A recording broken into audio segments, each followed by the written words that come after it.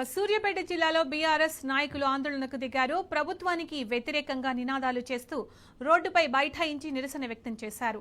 కాళేశ్వరంపై కాంగ్రెస్ చేసిన దుష్ప్రచారానికి నిరసనగా BRS camp కార్యాలయం నుంచి అంజనపురి జంక్షన్ వరకు భారీ బైక్ ర్యాలీ చేపట్టారు. సీఎం డౌన్ డౌన్ నినాదాలతో సూర్యాపేట జిల్లా